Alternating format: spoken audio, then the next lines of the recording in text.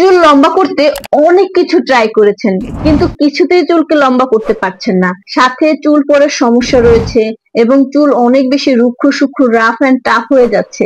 কোনো কিছুতেই চুল সিল্কি আর ঝলমলে হচ্ছে না। তাহলে আমি আজকে আপনাদের সাথে এমন একটা হোমমেড রেমেডি শেয়ার করব, যেটা একসাথে চুলকে লম্বা করবে, চুল পড়া কমাবে এবং চুলকে করবে একদম সিল্কি আর ঝলমলে।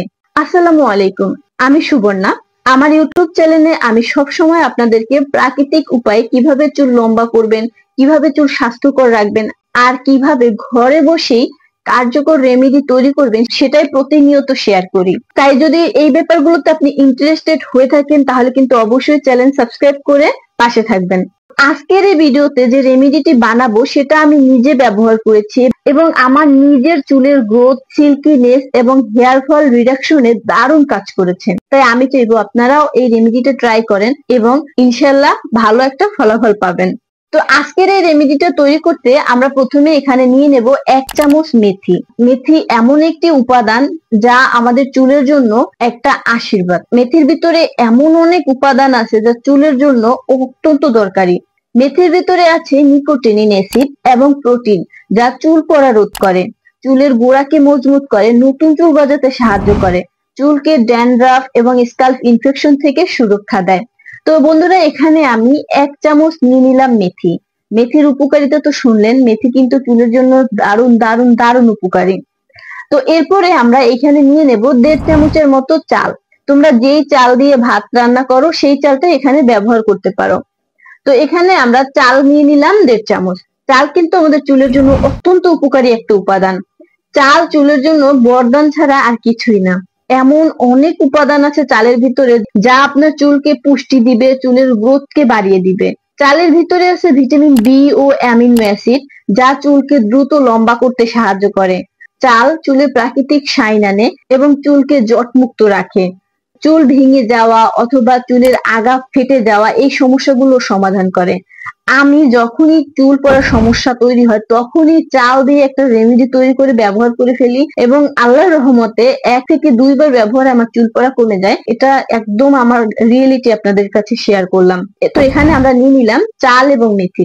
যেহেতু চালে বিভিন্ন ধরনের কেমিক্যাল ব্যবহার করা হয় যাতে চালটা তাড়াতাড়ি নষ্ট না হয়, এর জন্য আমরা যখন চালের কোনো রেমেডি মাথার স্ক্যাল্পে ব্যবহার করব অবশ্যই খুব সুন্দরভাবে চালটাকে ধুয়ে নিব। পাশাপাশি মেথিতেও ময়লা থাকতে পারে, তাই আমি চাল এবং মেথিটাকে খুব ভালোভাবে ধুয়ে নিলাম। যখন চাল আর মেথির পানিটা একদম স্বচ্ছ হয়ে যাবে তখন বুঝে নিবা তোমার চাল আর মেথিটা পরিষ্কার। এবার তুমি এটাকে ইউজ করতে পারো। দেখতে পাচ্ছ আমার কিন্তু একদম ধোয়ার পরে আমাদের পানিটা একদম স্বচ্ছ রয়েছে। এটা হাত দিয়ে একভাবে কসলানো দিলেও দেখা যায় হচ্ছে একটুকু পরিমাণে পানিটা ধোয়াটি হচ্ছে না। তো এই পর্যায়ে কিন্তু আমার চালটা আমাদের রেমেডিতে ব্যবহার করার জন্য পুরোপুরি রেডি। তো চাল আর মেথি এখানে নিয়ে নিলাম আর এখানে নিয়ে নিয়েছি প্রায় 1 গ্লাসের মতো পানি। এরপরে এর ভিতর আমরা যেই উপাদানটা মিশাবো সেটা কিন্তু সব থেকে বেশি কাজ করবে তোমার চুলটাকে সিল্কি করতে। সেটা হচ্ছে এখানে আমরা নিয়ে নিলাম তিসি। হ্যাঁ বন্ধুরা, এই তিসি আমাদের চুলের জন্য কিন্তু অত্যন্ত উপকারী একটা উপাদান।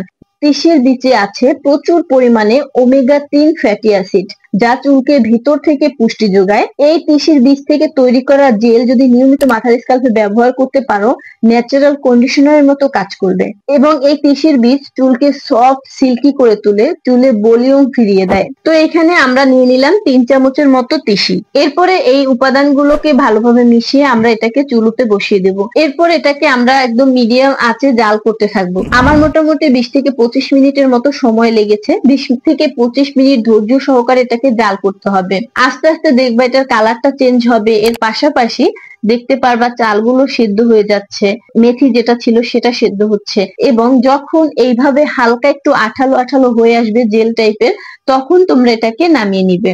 এখানে কিন্তু খুব বেশি জেল টাইপ করার প্রয়োজন নাই। আজকে রেমেডির জন্য আমরা হালকা একটু জেল জেল ভাব আসলে নামিয়ে নিব। তো দেখতেই পাচ্ছ আমার রেমেডি কিন্তু একদম তৈরি, কারণ আমার রেমেডি একদম চাল মেথি সেদ্ধ হয়ে গিয়েছে, কালার পরিবর্তন হচ্ছে এবং জেলি জেলি একটা ভাব এসে গেছে। এই পর্যায়ে আমি চুলোর জালটাকে অফ করে দিব এবং এটাকে ঠান্ডা হওয়ার জন্য অপেক্ষা করব। এবং কিছুটা ঠান্ডা হওয়ার পরে একটু হালকা গরম থাকা অবস্থায় আমরা এটাকে ছেঁকে নিব, কারণ যেহেতু এখানে তিসি ব্যবহার করা হয়েছে তো খুব বেশি ঠান্ডা হয়ে গেলে কিন্তু এটার ঘনত্বটা আর একটু ঘন হবে, যার কারণে এটা তখন ছেঁকে নিতে একটু অসুবিধা হবে। তো গরম গরম থাকা অবস্থায় এটাকে আমি ছেঁকে নিয়েছি। এরপর এটাকে আমি রেস্টে রেখে দিব একদম পুরোপুরি ঠান্ডা হওয়ার জন্য। বন্ধুরা, তোমরা এই রেমেডিটা যদি সপ্তাহে অন্তত 2 দিন করে ব্যবহার করো, চুলের পরিবর্তন তোমরা নিজেরাই বুঝতে পারবা। এতে ব্যবহার করা মেথি, চাল এবং তিসি তোমার চুলের জন্য খুবই ভালো কাজ করবে। চুল পড়া বন্ধ করবে, নতুন চুল গজাতে সাহায্য করবে, চুলকে সফট সিল্কি করবে এবং নিয়মিত ব্যবহারে চুলের গ্রোথ দ্বিগুণ গতিতে বৃদ্ধি পাবে, চুল লম্বা হতে থাকবে দ্বিগুণ গতিতে। যখন আমাদের রেমেডিটা একদম ঠান্ডা হয়ে যাবে, এই পর্যায়ে আমরা এর ভিতরে মিশিয়ে নেব 1 চামচ মধু। মধু হচ্ছে প্রাকৃতিক হিউমেস্ট্যান্ট, অর্থাৎ চুলের আর্দ্রতা ধরে রাখে। মধু নিয়মিত মাথার স্কাল্পে ব্যবহার করলে রুক্ষ সূক্ষ্ম চুল হয়ে উঠবে নরম ও ঝলমলে। মধু চুলে অ্যান্টিব্যাকটেরিয়াল প্রোটেকশন দেয়, যা স্কাল্পকে হেলদি রাখে। আমার যখনই চুল পড়ার সমস্যা একটু বেশি দেখা দেয় তখনই আমি চেষ্টা করি এই রেমেডিটা ব্যবহার করার, এবং ট্রাস্ট মি, জাস্ট একবার ব্যবহার করলে আমার চুল পড়া অনেকটা কন্ট্রোল হয়ে যায়। যখনই দেখবা তোমাদের ঘুম কম হচ্ছে অথবা তোমাদের চুলটা পড়তে শুরু করছে, তখনই চেষ্টা করবা সাথে সাথে এই রেমেডিটা সপ্তাহে অন্তত 2 দিন করে ব্যবহার করতে, এবং দেখবা প্রথম দিন ব্যবহারে চুল পড়ার পরিমাণ একদম 70 থেকে 80% কমে যাবে, এবং নিয়মিত ব্যবহারে তোমার চুল পড়ার পরিমাণ থাকবেই না। আর চুল এত বেশি হেলদি হবে যে নিজেই নিজের চুলের প্রেমে পড়ে যাবা। তো এবার এই মধুটাকে খুব ভালোভাবে এটার সাথে মিশিয়ে নেব। মিশানো হয়ে গেলে তারপরে আমরা এটাকে মাথার স্কাল্পে ব্যবহার করব। তো আসো দেখে নি এটাকে কিভাবে ব্যবহার করতে হবে। তো এই রেমেডিটা ব্যবহার করার পূর্বে অবশ্যই তোমার মাথার স্কাল্প পরিষ্কার থাকতে হবে এবং চুলটাকে খুব ভালোভাবে চিরুনি করে চুলের জটটাকে ছাড়িয়ে নিবে। যদি তুমি চুলের জটটাকে ছাড়িয়ে নাও তখন কিন্তু রেমেডিটা ঠিকভাবে মাথার স্কাল্পে অ্যাপ্লাই করতে পারবা এবং পুরোটা চুলে এই রেমেডিটা পৌঁছাবে। তো অবশ্যই চুলে চিরুনি করে নিবা। চিরুনি করার পরে হাতের আঙুলের সাহায্যে হালকা একটা মাসাজ করে নিবা, এতে মাথার স্কাল্পে রক্ত সঞ্চালন বৃদ্ধি পাবে, যার কারণে এই রেমেডি থেকে 100% উপকারিতা তুমি পাবা। মাসাজ করার শেষে আস্তে আস্তে মাথার স্কাল্পে তুমি সিটি কেটে কেটে এটাকে লাগাবা। পুরো স্কাল্পে লাগানো হয়ে গেলে তখনই তৎক্ষণাৎ ভাবে হাতের আঙুলের সাহায্যে গোল গোল করে তুমি এটাকে মাসাজ করবা। এরপরে তোমরা চুলের লেন্থে লাগাবা এবং একটু টেনে টেনে লাগাবা, এতে কিন্তু চুলটা সোজা হওয়ারও একটা পসিবিলিটি থাকে এবং চুলটা অনেক বেশি সফট এবং শাইনি হয়ে যায়। এরপরে যখন পুরো লেন্থে লাগানো হয়ে যাবে অপেক্ষা করবা 40 মিনিট। 40 মিনিট অপেক্ষা করার পরে নর্মাল পানি দিয়ে সুন্দরভাবে চুলটাকে ধুয়ে নিবা। এরপরে শ্যাম্পু ব্যবহার করবা তোমার চুলের ধরন অনুযায়ী। যদি তুমি চুলকে লম্বা করতে চাও তাহলে থিক এন্ড লং এই ধরনের শ্যাম্পু গুলো ব্যবহার করবা। আর যদি তুমি চুল পড়া বন্ধ করতে চাও তাহলে অ্যান্টি হেয়ার ফল শ্যাম্পু ব্যবহার করবা। তুমি যদি চুলের ড্যান্ড্রাফ সমস্যা দূর করতে চাও তাহলে তুমি ব্যবহার করবা অ্যান্টি ড্যান্ড্রাফ শ্যাম্পু। এবং যদি তুমি তোমার চুলকে রিপেয়ার করতে চাও, চুলে জট মুক্ত করতে চাও অথবা চুলকে সিল্কি করতে চাও তাহলে অ্যান্টি রিপেয়ার শ্যাম্পু গুলো ব্যবহার করবা। তো তোমার চুলের ধরন অনুযায়ী তুমি শ্যাম্পু দিয়ে চুলটাকে ওয়াশ করে নিবা। এরপরে তুমি চুলটা ওয়াশ করার পরে ব্যবহার করবা কন্ডিশনার। কন্ডিশনার ব্যবহার করার পরে চুলটাকে সুন্দরভাবে ধুয়ে নিবে। ধুয়ে নেওয়ার পরে যখন তোমার চুলটা 80% শুকিয়ে আসবে এই পর্যায়ে চুলে একটা হেয়ার সিরাম ব্যবহার করবা। তুমি এই রুটিন অনুযায়ী জাস্ট সপ্তাহে 2 দিন ব্যবহার করে দেখো। যদি চুলের পরিবর্তন না আসে তখন তুমি আমাকে কমেন্ট করো যে দিদি ভাই তোমার কথা অনুযায়ী ব্যবহার করেছি কিন্তু কোনোই তো পরিবর্তন পাচ্ছি না। আমি কথা দিচ্ছি যদি তুমি আমার বলা নিয়ম অনুযায়ী একদম সঠিকভাবে রেমেডিটা তৈরি করতে পারো এবং চুলে ঠিকভাবে অ্যাপ্লাই করতে পারো এবং চুলে অ্যাপ্লাই করার পরে শ্যাম্পু, কন্ডিশনার, সিরাম এই 3টা প্রসিডিউর ম্যানেজ করতে পারো, ইনশাআল্লাহ তোমার চুলের গ্রোথ, তোমার চুলের সৌন্দর্য এবং তোমার চুলের ঝলমলে শাইনি ভাব দেখে তুমি তোমার প্রেমে পড়ে যাবা, একদম আমি গ্যারান্টি দিচ্ছি। তো এভাবে করে তোমরা নিয়মিত এটা ব্যবহার করো। এই রেমেডিটা কিন্তু তোমাকে ব্যবহার করতে হবে অন্তত সপ্তাহে 2 বার অ্যাজ ইউজুয়াল।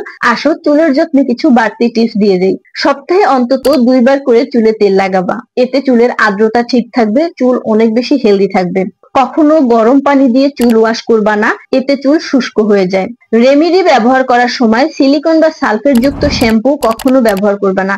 যদি তুমি প্রাকৃতিক কোনো রেমেডি অথবা প্রাকৃতিক উপায়ে চুলের যত্ন নাও তাহলে অবশ্যই হেয়ার কেয়ার প্রোডাক্ট সিলেকশনে তুমি কেমিক্যাল যুক্ত কোনো কিছু না রাখার চেষ্টা করবা। সালফার, প্যারাবেন, সিলিকন এগুলো চুলের জন্য খুবই ক্ষতিকর, তাই এগুলো আছে এমন কেমিক্যাল যুক্ত প্রোডাক্ট অ্যাভয়েড করতে শিখো।